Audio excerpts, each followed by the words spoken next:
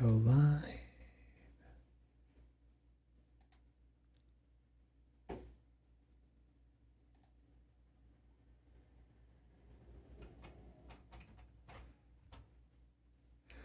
Hello and welcome to Cosmic Dream Sanctuary. This is a study and practice group session. It is February 23rd, 2022. The subject tonight is Regression Hypnosis. The subtitle is Nothing is Ever Created or Destroyed. How this works is at 5 p.m. Mountain Standard Time. I live stream a recorded lecture and guided meditation on Zoom, YouTube, and Facebook. And around 5:45 to about 6:30, we'll have a sharing circle and discussion group on Zoom, which is not recorded. So you can get to the Zoom URL by going to cosmicdreamsanctuary.org/groups. There is a button that you can click that will bring you to the Zoom room, and you'll see this live broadcast. And then after the live broadcast, we will enter into the sharing circle and discussion. So Cosmic Dream Sanctuary is an ecumenical, interfaith, and open community of meditation, contemplation, and fellowship. We use these tools to develop ourselves so that we embody greater peace, love, and unity consciousness here and now on Earth for the benefit of all beings. And we acknowledge the reality of the community of non-physical, celestial, angelic, extraterrestrial, elemental, and spirit beings as the many dream characters in the divine mind, which is your deepest and highest self. We are all one, so this study and practice group is offered in the traditions of mystic Christianity, dream studies, Mahayana Buddhism, CE5, quantum healing, and the Western liberal arts. Is ministered and offered by me, Daniel Rekshan. I hold a bachelor's degree in the Western liberal arts, a master's degree in East-West psychology, a certificate in the spiritual counseling modality of depth hypnosis, a certificate in beyond quantum healing, and I'm ordained as a minister in the Universal Life Church. So the terms of the study here, and it is important, it is important for us to talk about exactly what we're doing and the level at which we are working and studying together. So this course is explorative. It is not definitive. The course is focused on psychospiritual and imaginal levels. It is not therapy, it is not treatment, it is not an intervention for physical or mental health. So we are specifically dealing with psychospiritual, imaginal, and dream levels of experience. Any hypnosis experience offered tonight is offered as a training in self-hypnosis, meaning you are invited to go through the process yourself, and that you are engaged in the process yourself, choosing to participate in it. And finally, all experiences in hypnosis or guided meditation arise from the imaginal and psychospiritual aspects of mind, and therefore must be interpreted like a dream and not as evidence for historical events. So this is what we will be talking about tonight with regression hypnosis. This is part of the Hypnosis and Dream Study and Practice series. This is the fourth one in a rather long series. The ones coming up here are sort of sketched in. We've covered suggestion hypnosis 2 weeks ago, and then last week we covered higher self-guidance. So if you're interested in how hypnosis can work to offer suggestions for behavior change or information, check that one out. It is suggestion actually is very fundamental to the work of hypnosis in general. Similarly, there is the higher self-guidance, which is how we relate to the subconscious mind, how we relate to sources of guidance within ourselves. Again, this is fundamental to the practice of hypnosis, so that is also recommended checking out. You can get there by going to the YouTube channel or on the website, Cosmic Dream Sanctuary. So this is the outline for the session tonight. We will cover definitions of what regression hypnosis is, cover a legal and practical understanding of hypnotically retrieved or refreshed memories. We'll talk a little bit about the different aspects of regression hypnosis as we see them practiced nowadays. talk a little bit about the theories involved with how this is even possible. Then I will offer a personal working model of hypnosis, basically as hypnosis as dream incubation. Finally, we'll have an experience of regression hypnosis and discuss that on Zoom. So starting this off with a quote from A Gift from the Stars. This is a book about extraterrestrial abduction phenomena, and it is an interesting thing to discuss because much of it emerges up and out of quantum healing, so beyond quantum healing. This woman who is a former archaeologist, a druidess, it's a very fascinating story. She shares the name Elena Dannon, which is my wife's first name and my first name sort of combined together. So I enjoy that synchronicity, and I've really enjoyed this book, but there's a few things I want to talk about, especially in regards to this quote. So here she's talking about why she turned to quantum healing and how hypnosis has helped her make sense of abduction experiences. So this is a quote from A Gift from the Stars by Elena Dannon. The sequels of these events have been in my background in my whole life, the horrible but also the marvelous, because generally these kinds of experiences don't even equal the worst nightmares. And here she's talking about alien abduction. I had locked mine in a box, hid it away in my subconscious, in the shadow behind shadows. I hid it very well, making sure I would never find it again. Well, I did, and in that box was a surprise, a beautiful key of starlight. Memories are never erased for good. They are hidden in a little corner of your brain, in an awkward place cut from all communications with the central core. The system cannot find them. The access is severed. The brain considers it lost or that it has been destroyed. But it's not. Hypnosis cannot lie. And I didn't expect at all what was coming. By setting free the fears locked in that Pandora's box, I also set free other blockages in different domains of my life. Since then, I could finally move on and heal. When the box opened, aside from the traumatic memories, came out a gift, reconnecting with my rescuers. These benevolent aliens had always been there, all my life, watching over me, not to fall again into the claws of darkness. So once again, this is an expression of how regression hypnosis is impactful towards healing, and also provides kind of metaphor or understanding about how this works. And we'll dive into that in just a bit. I want to cover some definitions from the American Psychological Association. Again, these are from the APA, so take them with a grain of salt, but it is important to just have the terms that are commonly used in consensus reality in our consciousness as we discuss these things. So the APA defines regression as a return to a prior lower state of cognitive, emotional, or behavioral functioning. It is associated particularly with psychoanalytic theory, denoting a situation in which the individual reverts to immature behavior or to an earlier stage of psychosexual development when threatened or with overwhelming external problems or internal conflicts. And then we also have the definition of regression in the service of ego, which in psychoanalytic theory, the adaptive circumvention of normal ego functioning in order to access primitive material, often associated with the creative process.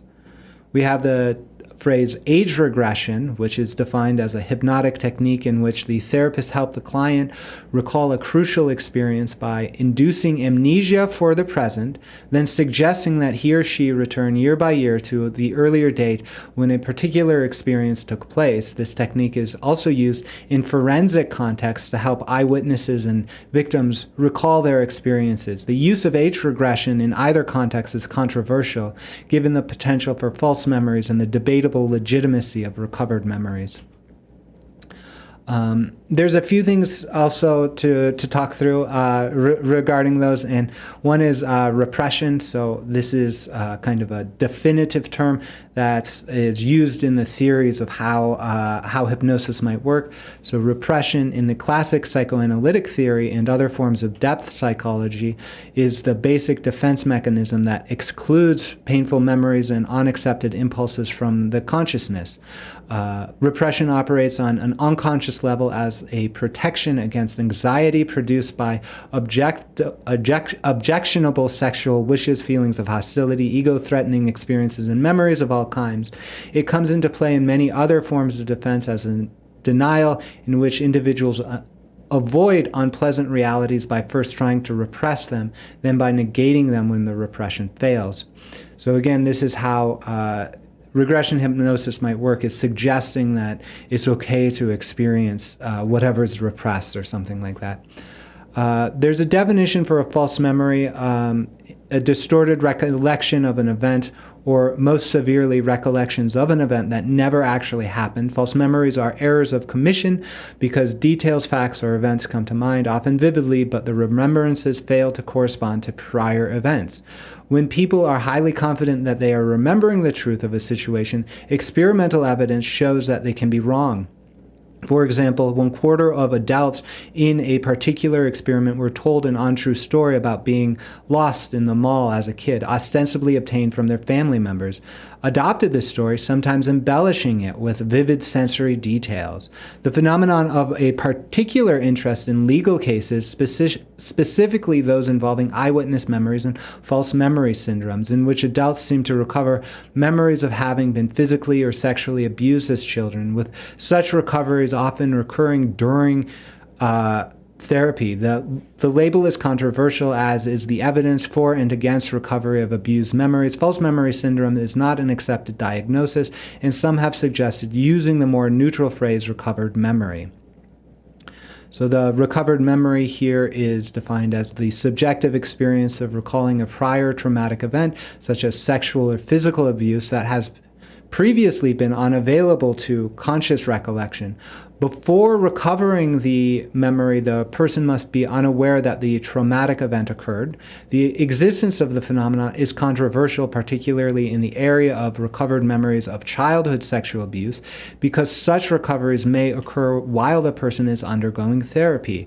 There is debate about the role that the therapist may have in suggesting or otherwise arousing them. So then we have another term, pseudo-memory. It's a fake memory, such as spurious recollection of events that never took place. Pseudo-memory is a cause of particular concern when using hypnosis to help eyewitnesses retrieve memories. See also hypermnesia is an extreme degree of retentiveness and recall, usually unusual clarity of memory images. Forensic context, eyewitnesses have demonstrated increased recall after undergoing hypnotic induction to retrieve some memories, but memories have been ruled inadmissible in some U.S. courts. So this is the kind of narrative we have from the APA, which is the sort of institutional body that helps define these things for policies. So it is really important to understand that there is, in terms of this definition, there is controversy around recovered memory of sexual abuse in terms of family states. I would say that also extends to, say, alien abduction cases and things like that, this controversy also might apply. Part of this session is all about figuring out how do we relate to this very real evidence coming out of scientific experimentation with a very real testimony of its efficacy in people's lives. I do want to talk about how hypnosis is not evident. It is not admissible in a lot of courts. So here in 2008, this is a quote from a book about psychological science in the courtroom. In the forensic arena, opinions about hypnosis have swayed from outright rejection of hypnotically elicited testimony in the courtroom to per se admission of such testimony to the bar. Our review of state laws indicates that as early as 2008, 27 states have ruled that hypnotically elicited recall is per se inadmissible. 13 states examine hypnosis on a case-by-case basis, and 4 states have precedents of per se admissible. As courts have turned an increasingly jaded eye towards hypnosis in the past 2 decades, professional societies, including divisions and task force of the APA and Canadian Psychiatric Association, have recommended against the use of hypnosis for memory retrieval. The American Medical Association have suggested that hypnosis be used only for investigative purposes in forensic contexts. Again, we have something very similar happening in Canada. There is a ruling that it is not admissible, primarily because there isn't an understanding as to what that is. I do want to now tune into some skeptical perspectives, especially skeptical perspectives related to the extraterrestrial, the alien abduction phenomenon, and the association with sexual abuse, because this is one of the biggest issues in the field of regression hypnosis as in terms of supporting the ET contact community. So this comes from a paper by a Harvard scientist, Clancy. There is actually some concern within the ET contact field that this is a sort of PSYOP style report. So I do want to just offer this reading of some of the abstract in the first paragraph of this paper as a way to kind of say this is what the institutions are saying against the ET contact type experience supported by hypnosis. So reports of recovered memories of childhood sexual abuse have been controversial. According to one perspective, exposure to trauma can result in amnesia for memories that would be too upsetting to be consciously accessible. Putative mechanisms for this amnesia include repression and disassociation. Repression has been conceptualized in a number of different ways, ranging from active, motivated suppression to an automatic, unconscious defensive mechanism. Disassociation refers to abnormal integration of thoughts, feelings, and experiences into the stream of consciousness and memory so that traumatic memories can be split off from the consciousness. Although there are important conceptual differences between repression and disassociation, the terms are used interchangeably in the literature. These hypothesized processes do, however, have several features in common: that advocates of recovered memories believe that they result in amnesia for traumatic events, that these buried memories nevertheless influence thought, behavior, and psychological processes, and that they can be retrieved years later with scant distortion in detail. False memory creation was examined in people who reported having recovered memories of traumatic events that are unlikely to have occurred. Abduction by space aliens. A variant of the Rodiger-McDermott paradigm was used to examine false recall and false recognition in three groups: people reporting recovered memories of alien abduction, people who believe they were abducted by aliens but have no memories, and people who deny having been abducted by aliens. Those reporting recovered and repressed memories of alien abduction were far more prone than the control participants to exhibit false recall and recognition. The groups did not differ in correct recall or recognition. Hypnotic suggestibility, depressive symptoms, and schizotypic features were significant predictors of false recall and false recognition. So again, it's important to understand where this is coming from. This is coming from an institutional, kind of an institutional consensus worldview about what's alien abduction. It assumes alien abduction is false, and it sort of uses diagnostic categories like schizotype and depressive symptoms to sort of malign almost those who might believe in alien abduction. And so that's really important to understand. It's important to understand that these are very small groups of studies that undergo, but it is also important to understand that this is sort of the belief pattern of the consensus worldview, and that's literally what we're working with when we work with some of the regression hypnosis. And I would say that it is important to acknowledge that so that we can have a coherent dialogue with skeptics about where ET and extraterrestrial phenomena, how they occur and how we know about them. So I'm going to offer this other perspective. This is from the Beyond UFOs. I often talk about this. This is a study of 4,200 experiencers who responded to surveys put out by the Free, F-R-E-E, organization that was funded by Edgar Mitchell, the astronaut, to do this work. So the quote goes, "In addition, unlike all the previous research efforts in this field, our survey did not allow memory recollections from hypnotic regressions, channeling, or lucid dreams, but only memory recollections from conscious, explicit memories. Because of this comprehensive approach,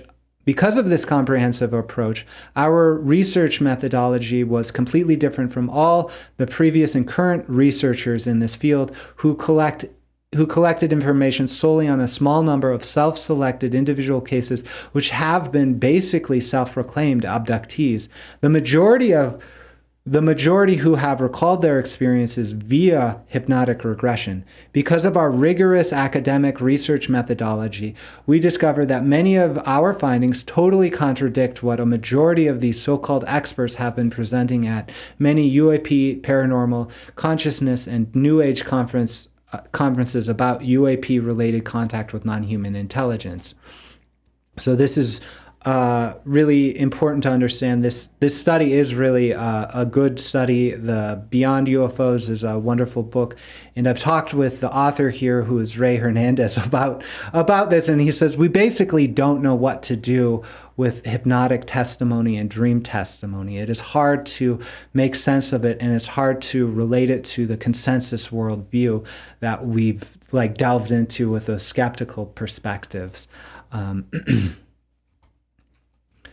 So I do want to talk a little bit about an overview of the theory. So I've presented a sort of spectrum of belief. So this is a total belief in hypnosis as memory, right? This is the Elena Dana gift from the stars, hypnosis doesn't lie sort of perspective.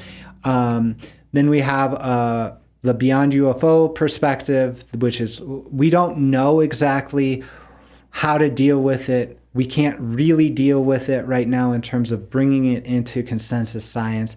And then we also have the other side of the spectrum that assumes hypnotic regression to be harmful, to be a source of false memories, and somehow associated with sexual abuse or something like that. So there's a spectrum of belief. I would actually invite us to check some assumptions about what we think regression hypnosis is, what we think regression hypnosis does. And so the two major assumptions that I would challenge about regression hypnosis is that regression deals with memory. It is clear from the scientific literature that if regression hypnosis deals with memories, it is prone to failure and fantasy. So that's totally fine. I'm not saying regression hypnosis is not useful. I'm saying that if we assume it to deal with memories, then we also have to look at how memories work and validate these practices and validate that claim that it actually does work with memory.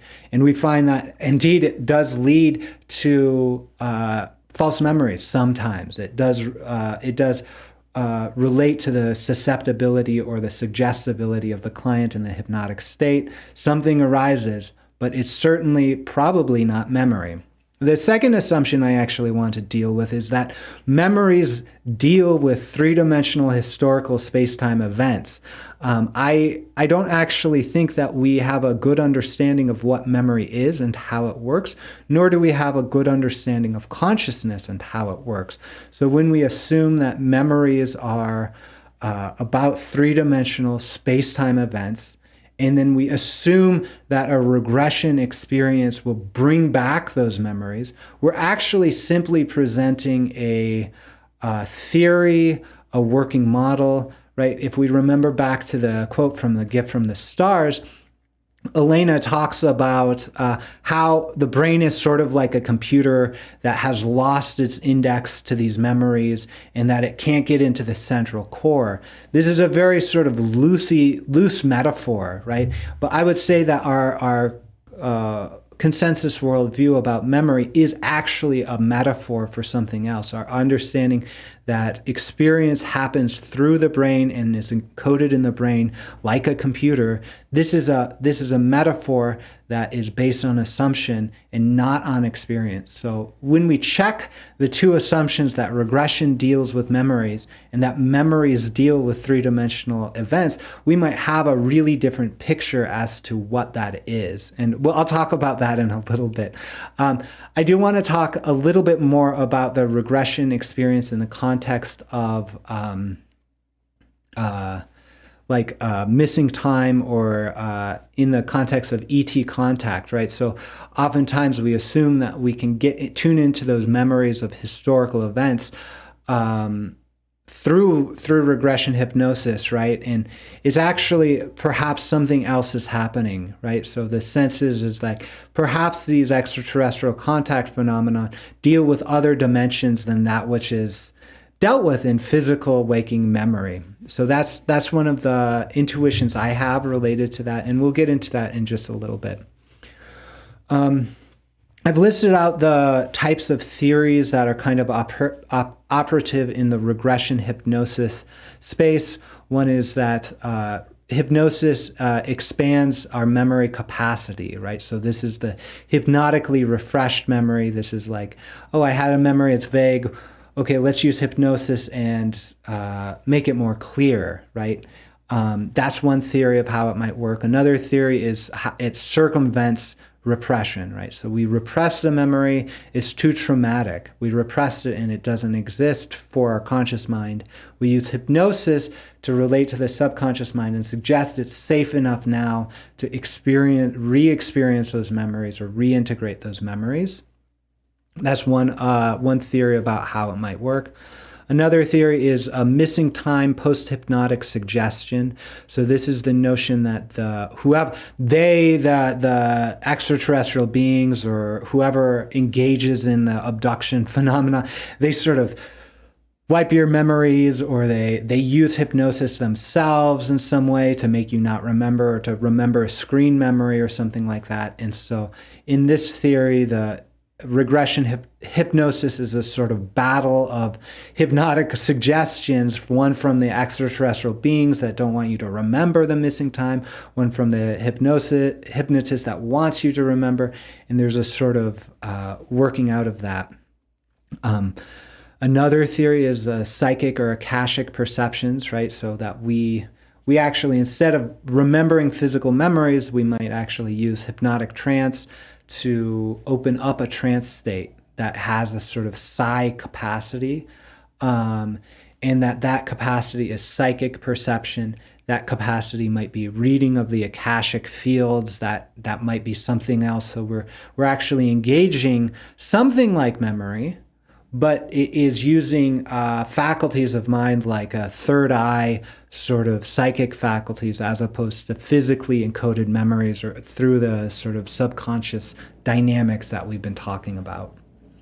Finally, there is an unknown mechanism caused by hypnotic suggestions. So we know that the body and the subconscious mind can do miraculous things. We don't actually need to know how it's done. We just need to know that you can actually suggest those things to be done, and the body, the mind, the subconscious just has it happen. And I've worked with people in that way. It's kind of amazing. But again, we build a rapport with the self, understanding that self can accomplish whatever we need it to in a perfect way, sort of thing, and then that unfolds and provides something that addresses the intention. It may not be memory. So we're doing really good. We're going to talk a little bit about types of practice, how regression hypnosis is used. And just know that in the next few weeks, we will deep dive into some of these, because some of these really, really deserve their own course, actually. And so this is just a teaser almost for this.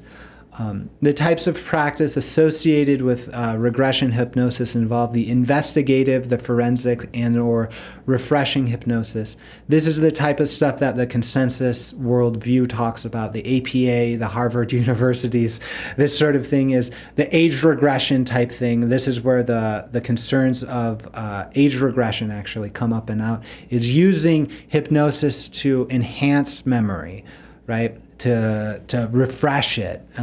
Same thing with age regression. It's going back into an experience to have something happen, right? To have some insight come out or memories come up. We also have past life regression. This is a very popular way of dealing with regression. This is also very healing. There's a lot of information that can come up and out of past lives.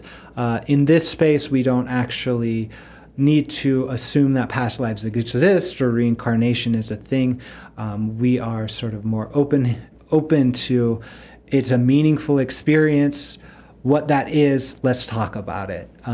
Also, we have the life between life regression. So this is the notion that the soul goes from life to life and that there is an in-between experience that is really, really connected with a lot of knowledge. This is where you get information about the soul contracts. This might be the domain that quantum healing works with a lot.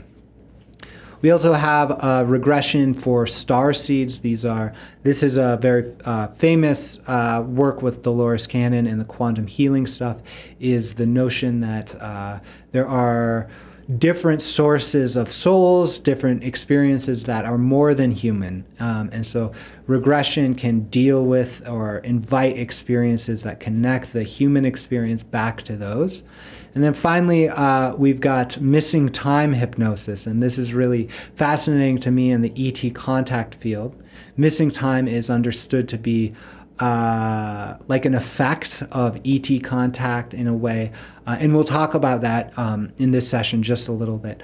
But it is used to help provide information about what happened in those contact experiences and to get over whatever is preventing those memories from arising. So I have kind of two quotes about these different types of regressions. We'll talk about past life regression, then we'll dive into missing time regression, and then we will have our experience of regression together. So this is from Many Lives, Many Masters by Brian Weiss. This is he's a psychiatrist who worked with a patient that had issues that were not resolved, tried everything, and then eventually ran into past life regression. And so this book was offered as part of my training in depth hypnosis, and I'll simply read this quote. On another night, in a different dream, I was asking a question. How is it that you say all are equal, yet the obvious contradictions smack us in the face? Inequalities in virtues, temperaments, finances, rights, abilities, talents, intelligence, mathematical aptitudes ad infinitum. The answer was a metaphor. It is as if a large diamond were to be found inside each person. Picture a diamond a foot long. The diamond has 1,000 facets, but the facets are covered with dirt and tar. It is the job of the soul to clean each facet until the surface is brilliant and can reflect the colors, the rainbow of colors. Now some have cleaned many facets and gleam brightly. Others have only managed to clean a few. They do not sparkle so. Yet, underneath the dirt, each person possesses within his or her breast a brilliant diamond with 1,000 gleaming facets. The diamond is perfect, not one flaw. The only difference among people are the number of facets cleaned. But each diamond is the same, and each is perfect. When all the facets are cleaned and shining forth in a spectrum of lights, the diamond returns to pure energy that it was originally. The lights remain. It is as if the process that goes on into making the diamond is reversed. All that pressure is released. The pure energy exists in the rainbow of lights, and the lights possess consciousness and knowledge. And all of the diamonds are perfect. So this is a quote from Many Lives, Many Masters, a book by a psychiatrist who is well credentialed in science and things like that. And I thought this quote was really interesting because it talks about these different spaces, and it's sort of surprising to read this by a psychiatrist. So the next quote we have is from the Yoga Sutras of Patanjali. It's a collection of Sanskrit sutras, aphorisms on theory and practice of yoga. And it is from the early centuries of this era. And it is best known for its reference to Ashtanga, 8 elements of practice culminating in samadhi, concentration of the mind on an object of meditation, namely yamas or abstinences, niyamas, observances, asana, yoga postures, pranayama, breath control, pratyahara, withdrawal of the senses, dharana, concentration of the mind, dhyana, meditation, and samadhi, absorption. However, its main aim is kaivalya, discernment of purusha, the witness conscious, as separate from prakriti, the cognitive apparatus, and the disentanglement of purusha from prakriti's muddled defilements. So here I wanted to introduce the Yoga Sutras primarily because it is one of the earliest references to past life regression, and it is also this conversation about Prakriti and Purusha is very similar to what I often talk about, the egoic intellectual mind being a thin layer of experience, and there's a vastness, a ground of experience where the mind of all this, the one mind dreaming all that sort of thing, and how the source of suffering is our identification with that thin layer of egoic consciousness. So that's the work of distinguishing Purusha from Prakriti. So to get into it, I will offer several quotes of this sutra. This is from the third chapter, verse 18. By self-control on the perceptions of mental impressions, knowledge of previous lives arise. Okay, another translation. By perceiving the impressions, knowledge of past life. And then that has a commentary on it by the author of the book, which I have a link to in the slide deck. Each experience that we have comes in the form of a wave in the chitta, and this subsides and becomes finer and finer, but is never lost. It remains there in minute form, and if we can bring this wave up again, it becomes memory. So if the yogi can make a samyama on these past impressions in the mind, he will begin to remember all of his past lives. Hang on. There should have been another quote which talks about the issues associating with past lives. There was a sense of the Sanskrit, actually, which I wish was here.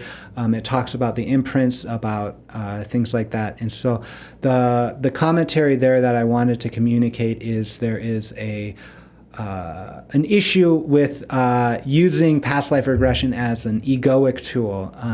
So becoming identified with the past life is an issue here. And so one of the things that we do with any of the regression work is to always set it within a context of healing in this life. So to talk a bit about missing time regression, here is the most early and most famous early case of missing time regression. Here we have Betty and Barney Hill. They are pictured here. All this text comes from Wikipedia. They were an American couple claimed to be abducted by extraterrestrials in a rural portion of the state of New Hampshire from September 19th to 20th, 1961. It is first widely publicized report of alien abductions. It has become known as the Hill Incident or the Zeta Reticuli Incident because the star map shown to Betty Hill could possibly be the Zeta Reticuli system, according to some researchers. So they were interviewed and So here there is a description of the phenomena of missing time, and I'll simply just read what I've copied from Wikipedia, so you have a little bit of context. Having read Webb's initial report, Jackson and Hohmann had many questions for the Hills. One of their main questions was about the length of the trip.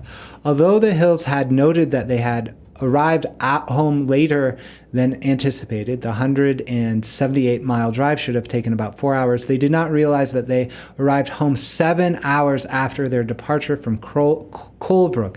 When Holman and Jackson noted this discrepancy to the Hills, the couple had no explanation. This is a phenomenon UFOologists called missing time. The Hills claim to recall almost nothing of the 35 miles of U.S. Route 3 between Lincoln, Indian Head, and Ashland. Both claim to recall an image of a fiery orb sitting on the ground. Betty and Barney reason that it must have been the moon, but Hohmann and Jackson inform them that the moon had set earlier that evening. By February 1962, the Hills were making frequent weekend drives to the White Mountains, hoping that revisiting the site might spark more memories. They were unsuccessful in trying to locate the site where they recalled seeing a fiery orb sitting in the road. However, they were able to eliminate several possible routes. And then they talk about how they're working with a hypnotist named Simon. Simon began hypnotizing the Hills on January 4th, 1964. He hypnotized Betty and Barney several times each. The sessions lasted until June 6th, 1964. Simon conducted the sessions on Barney and Betty separately so that they could not overhear one another's recollections. At the end of each session, he reinstates amnesia. So here, this is a very famous case of hypnosis coming in to support the recollection of missing time. And then there's this notion of amnesia, right? So you just like remember this thing and then forget it after saying it. So this is really the source of our stereotypical understanding of extraterrestrial alien abduction phenomena and missing time. So with that introduction to some of the more interesting aspects of regression hypnosis and some of the controversy surrounding regression hypnosis as associated with memory, I want to offer my practical perspective here. Regression is as a dream. This is my understanding that I work with, and this is what I offer to people if they come to me with requests for missing time hypnosis, which I love doing. It's fascinating, past life regression, and I always say it's not evidence. We're not working with historical time here. So we see that regression is questionable as a memory tool, that the state of hypnosis is something like a dream. Right? We also see that dreams might involve exotic states of consciousnesses or abilities. These are the psi phenomena we're talking about. When we look to dream studies, we see actually when you just sort of randomly sample the population, there are about 10%, 10% may be classified as exotic dreams, meaning telepathic, precognitive, shared dreaming, past life, whatever, ET abduction. It's just a lot of dreams are bizarre and exotic. And then also when you use, I'm thinking of the Maimonides dream studies, is when you test random populations in terms of their capacities to use dreams to tune into psi phenomena, they can receive telepathic messages sending. This is a classic psi parapsychology test, is sending an image and reporting what imagery comes up in the receiver. This has been shown to be slightly more than chance, significantly more than chance. All of these phenomena, actually, psi phenomena, really do show that they are expressive in a way that's slightly more than chance, meaning that we do, in fact, have psi abilities that are expressive in dreams, but they aren't honed in, they aren't trained, that sort of thing. So going on with this observation, we see that dreams are inherently beyond the conscious understanding and control. So conscious understanding and control, but they do respond to insight and intention. So they're not like experiments. They're not repeatable like experiments. They're a singular event. They're very unique, but they do respond to insight, to mindfulness practices, and they do respond to lucid intention. So dreams lead us to healing, insight, and transformation. This is another core principle that we work with here at Cosmic Dream Sanctuary. And then we see that regression hypnosis might be considered to be a set of dream incubation instructions or suggestions or tools for establishing the lucid intent in a dreamlike experience of hypnosis. So my theory and perspective that I'm offering now is that regression hypnosis does not deal with physical memories.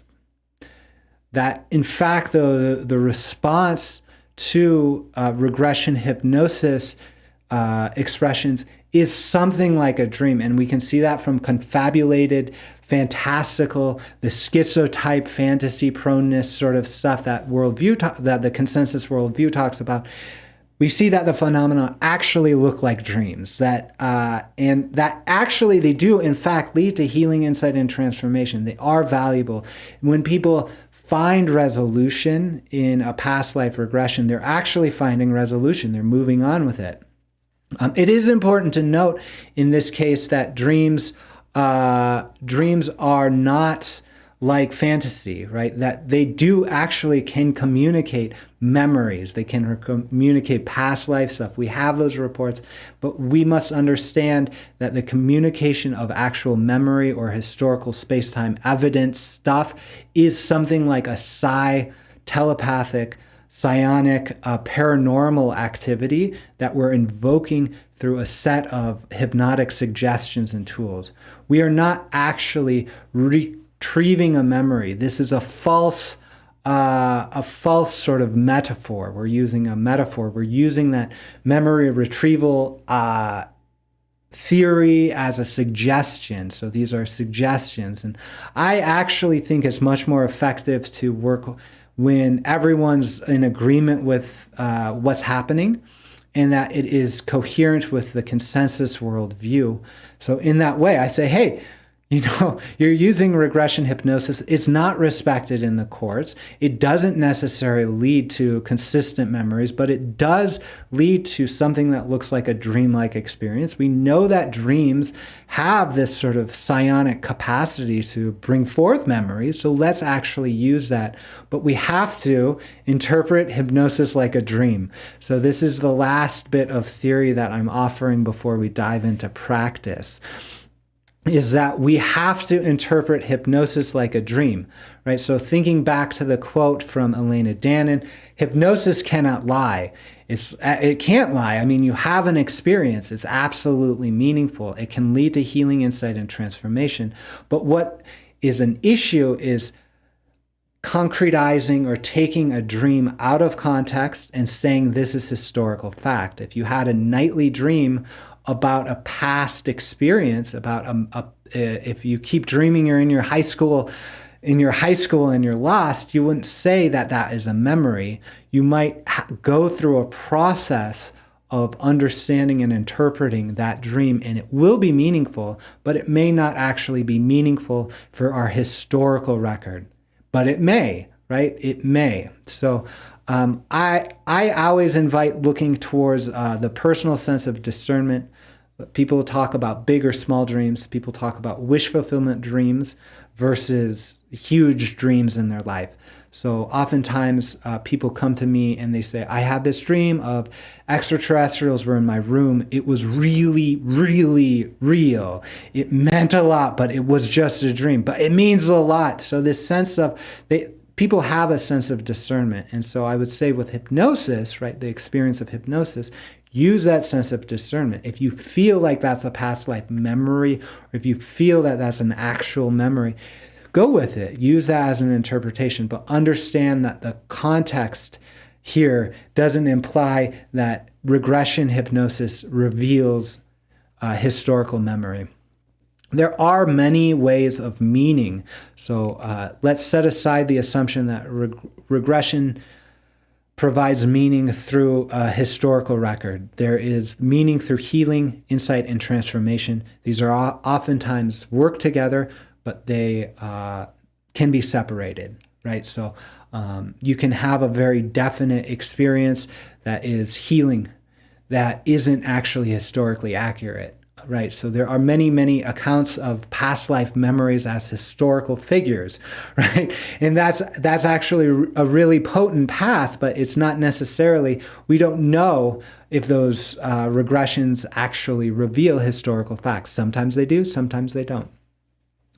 I would say that we are dealing with inspiration and not evidence. Again, this is the sense that hypnosis can assist forensic investigations, but isn't the end of forensic investigations. This is the recommendation of the American Medical Association, that it can assist in investigations. And so if you ever are dealing with memories that arise from hypnosis, for example, those recovered memories of sexual abuse or the memories of ET abduction, you might want to find several different aspects of evidence if you want to communicate a historical event. And there are also many, many ways of knowing. It's really important to know. And this is, again, part of our checking the assumptions.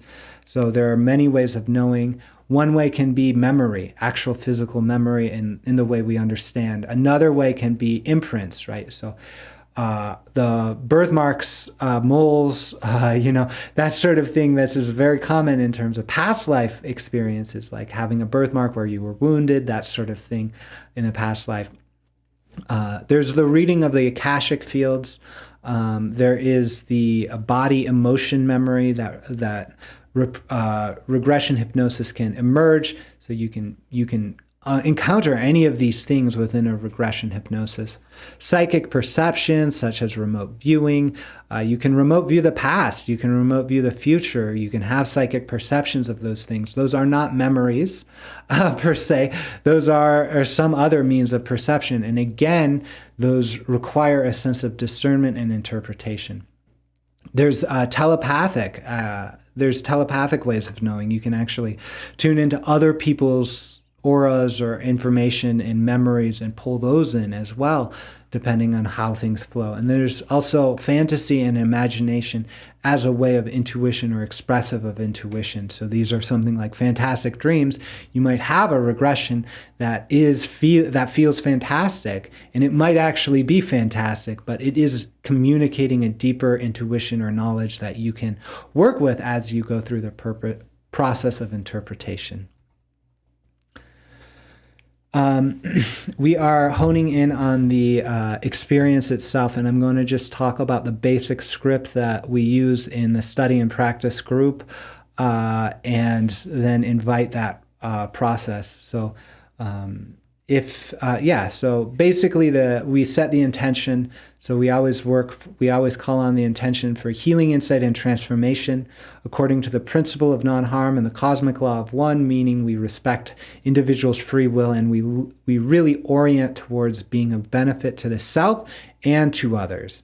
And the purpose for this is the embodiment of peace, love, and unity consciousness here and now on earth.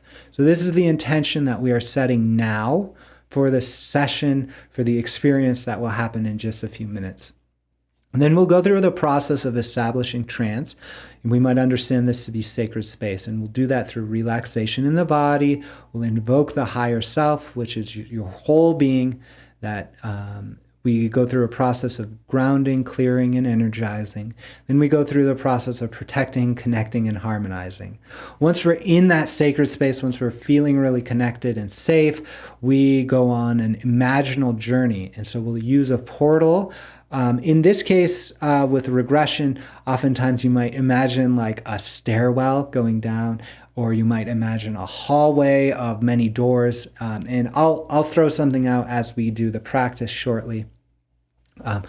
Once you go through the imaginal portal, you re-express the intention in that space, and then you observe the response. So in this way, you're going down a hall, you go through a door, you say this door represents a past life, and then you open the door and you see what happens, right? And so that happening, that's the core of the regression experience. We then integrate that experience in some way. We close this session by inviting any final experience that wants to happen. We express gratitude for the experience. We invite the perfect integration, meaning it may be the case that you want to be hypnotically amnesiac, forgetful of that experience, and then integrate it slowly over time. You might also want to remember it clearly and distinctly, and so we call for the integration process that is appropriate to you and the experience. Then finally, we create any commitments to action that you want to do. That might be committing to a practice that arises up and out of whatever you learned. And then we shift the attention back to the body and waking consciousness. So thank you for being here. I know that was a lot of words. That was a lot of words and a lot of concepts. And so we'll have just about a quick experience, and it's totally fine if it's quick, actually. It is totally fine if the experience with regression hypnosis feels sort of like you're making it up, that you're not really deep, because we can actually tune into wisdom, right? So we've discovered, right, that regression hypnosis, so far in the history of regression hypnosis, isn't actually dealing with memories. So if they were effective and they didn't understand what was going on in the past, we can be that much more effective by being open to the knowledge that we are infinitely connected with sources of wisdom, healing, and transformation in our life. So I invite you now to work with me and go through the process of self-hypnosis. And you can do that by invoking this process of mindful relaxation, by just tuning into the breath, by moving into a posture that's actually relaxing to you. So that might be lying in bed, that might be sitting in the chair, that might be wherever you are, however you are, that is actually perfect. And invite a sense of relaxation. And you can do that simply by saying it's okay to be who you are. It's okay to be the shape you are. We will focus on the breath a little bit. And you can tune your attention to the breath as it flows in and flows out of your body, through sensations in your nostrils, through the sensation in your mouth, or even the sensation of your belly flowing in and flowing out, moving in and out. You can really just invite whatever natural shape you are. You don't have to hold anything in. No, but you're perfect. You're beautiful the way you are. So just be that. Yeah. And you can even start closing your eyes if that is safe and comfortable for you to do, knowing that you know the whole outline of this journey and that you can discover the details as they arise. So relaxing more and more, deeper and deeper, just by being present with the breath. Just inviting your body to relax. And you can do that by shifting your attention from body part to body part, inviting relaxation as you mindfully breathe.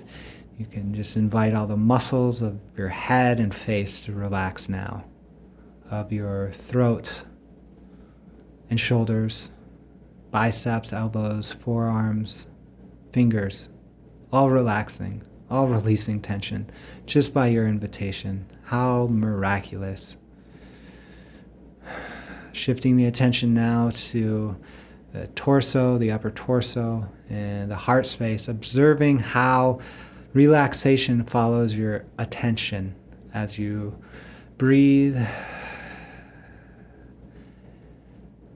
and tune into the sensation of breathing in your belly, inviting relaxation to follow. The lower belly, upper legs, thighs, knees, calves, ankles, feet and toes. Whole body now completely relaxing more and more. However you're experiencing this relaxation is perfect. You may have experiences of distraction or thought, and that's totally welcome, because we just simply understand that any of the conscious experiences happening at one level, and that we are a huge whole being, infinitely connected to source, wisdom, insight. And so we are going on a journey to call forth a memory, an experience, a past life, something like that that would be beneficial for you to experience and integrate now. This might be a dream, this might be a memory, this might be an experience in the past, this might be life between life, this might be a past life. Whatever it is, it's invited to come back, but it's the thing that we're inviting is a memory or an experience that is beneficial for you to experience here and now, that you can reasonably integrate, that would help you embody greater peace, love, and unity consciousness. So having set this intention, let's deepen our relaxation and connect in with the higher self. So invoking the presence of the higher self. And this might be done through calling on allies or guides or teachers or angels or ETs, understanding that they are also expressive of our highest self, which is everything all at once. And calling on the higher self, you might even imagine this to be like white light, and invite you to imagine that this flows from the center of the galaxy to the top of your head, all the way through your spine, through your third eye, throat, heart, solar plexus, sacral, and root. And just sense or feel or imagine this white light, which can be any color you need. It's all colors. It's your highest self. It's the energy of your highest self. It's the Holy Spirit. It's all these things. And it flows through you into the center of the earth. And it grounds you. The grounding you need, what you want, can happen through just imagining this connection of white light from the base of your spine to the center of the earth. And even calling forth memories of walking barefoot on the earth or hugging trees. This sense of grounding happens. And then I invite you to clear your body of anything that doesn't serve, any tensions, any distractions, any fears, any attachments, anything like that that don't serve you. I invite you to just throw into that stream of white light to be carried into the earth. The earth receives it in a beautiful way, like it receives compost, and transforms it into new life force energy. So let that happen. You can just invite that to happen. You may even feel responses in your body as you let go of things, as you clear your energy body, your physical body, mental, emotional bodies, by just letting go of things into this flow of white light that takes it to the center of the earth. Then I invite you to energize by pulling in new life force energy from the earth, knowing that it can provide as much energy as you need. And as it enters into your body, I invite you to let it resonate with the exact frequency you need, the exact color you need. And this might be one color, this might be all colors, and this might be completely unique to you. But let this fill up your body and go to the places it's needed. You may actually feel sensations in your body. You might imagine them. However you're experiencing this new life force energy is perfect. And let this flow of white light come up and out of the top of your head. And so now it surrounds you in an egg or a sphere or a cocoon of perfect white light. This is like a cell wall. It admits that which is nutrient dense, that which serves your body, that which has your highest good as its intent, acts according to the principle of non-harm. And it disallows anything that would be harmful to you. So this is a perfect boundary. It is permeable to that which does serve you, that which has your highest good as its intent, that which is of you, and it disallows entrance to anything that is negative or doesn't serve or doesn't have your highest good as its intent. So you are perfectly safe now in this.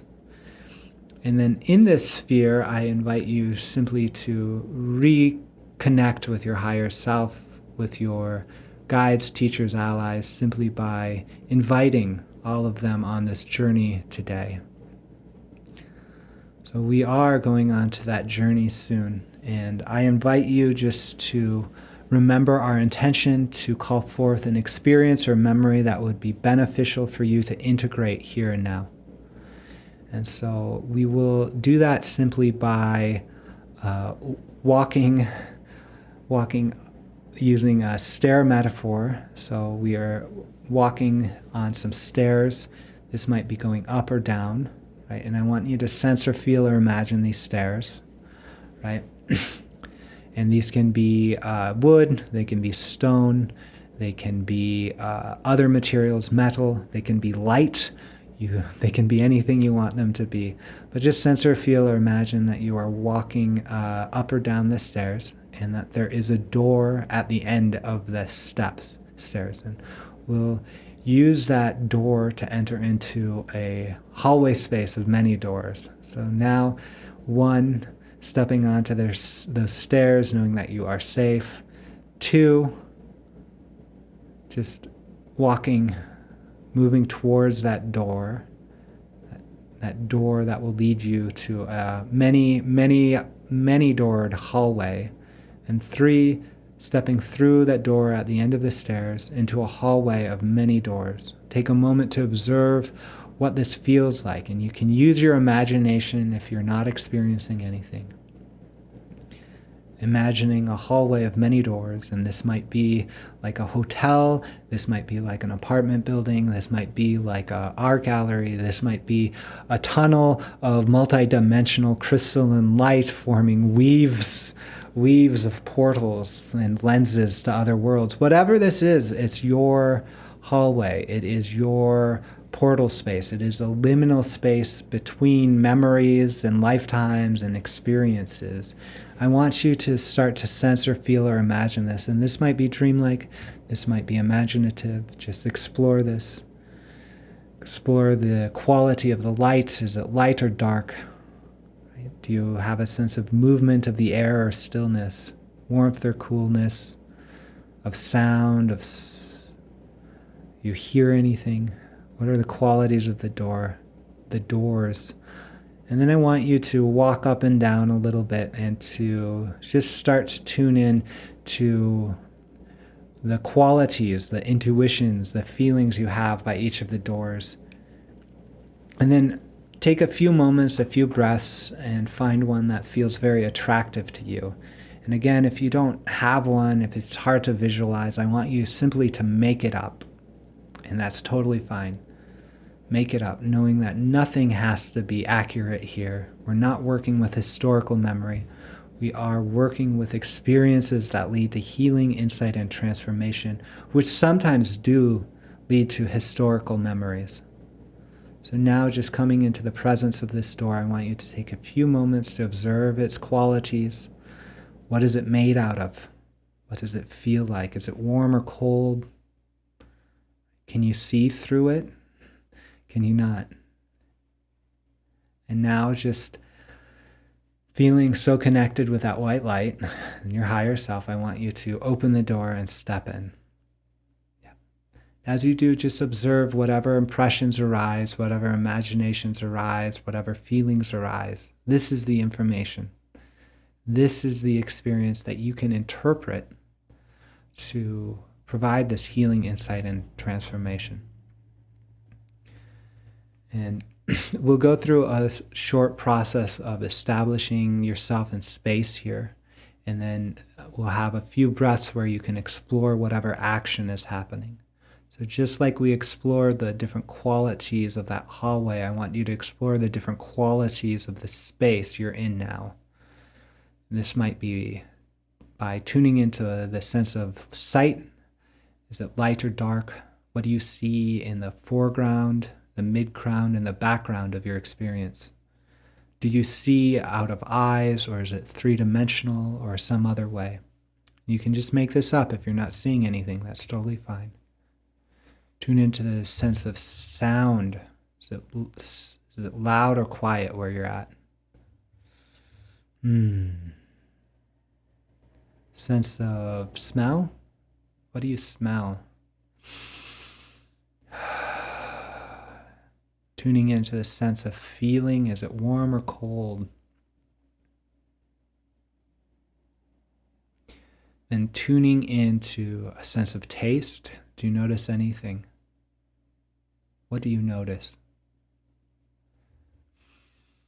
And then tuning into a sense of emotions. What's your emotional state here? How do you feel in this place? Then I want you to tune into your inner sense of knowing. What do you know about this experience or place? What's happening? What is the intuition? You can cut through any conceptual thoughts around this. You can just receive this intuition. Ah, yes, this is what's happening. This is where you are. This is why you're here. And then now I just want you to take a few breaths to explore the action. What's happening? Explore this place knowing you can come back whenever you need. Just explore this space.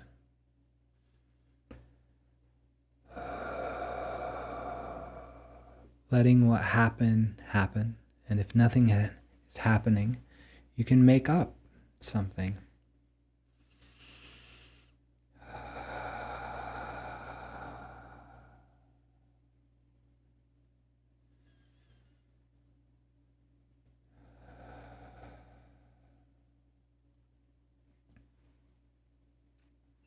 And then just inviting this action, this experience, this exploration, this communication to come to a natural pause. I want you to take a few more breaths to let any final message or communication or experience arise. You can even call on your higher self to direct this experience.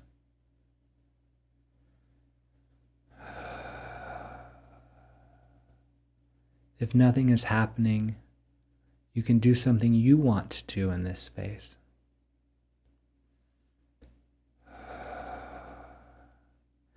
And now just take a few moments to come to a state of natural conclusion here. Just allowing it to come to a state of natural conclusion. I want you to check in with yourself to see if there's any action, any commitment to action you want to make in this space.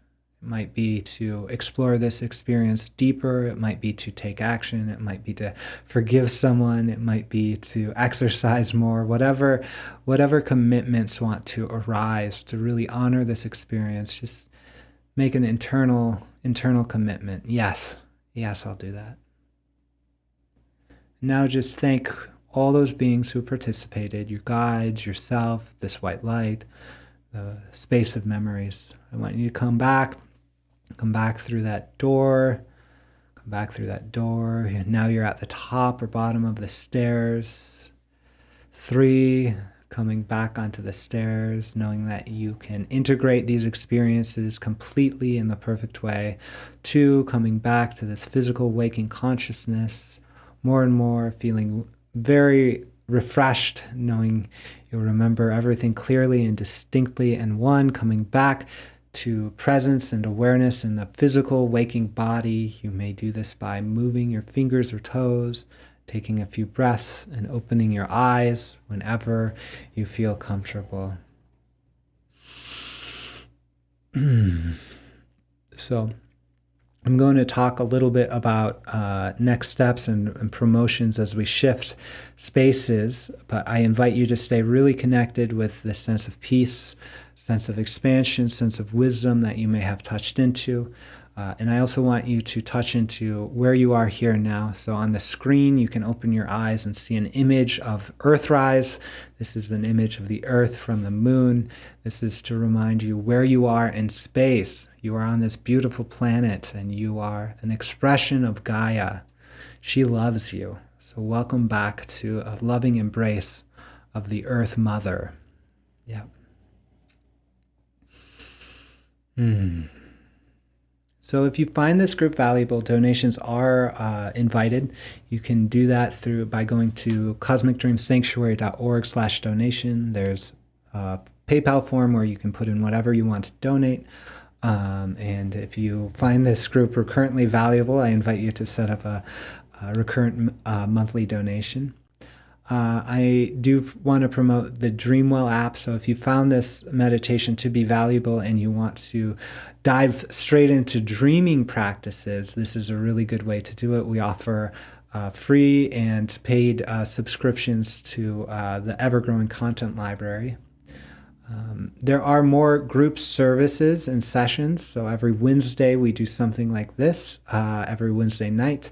And then on Sunday mornings, there's a fellowship service that involves readings, music, contemplation, and a message based on a theme coming from Mahayana Buddhism, the Lojong slogans. These are slogans designed to train the mind to embody bodhicitta, which is awakened mind, which is actually here in the heart.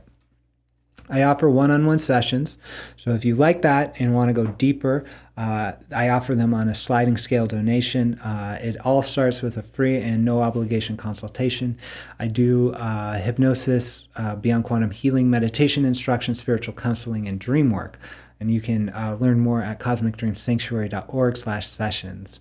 Then finally, I'm going to invite you to join us in our sharing circle and discussion on Zoom. You can get to that URL by going to cosmicdreamsanctuary.org/groups. So once again, thank you for participating and listening to this lecture about regression hypnosis. You can join us in the following weeks to deep dive into like missing time and past life. And then you are invited to join us in the groups.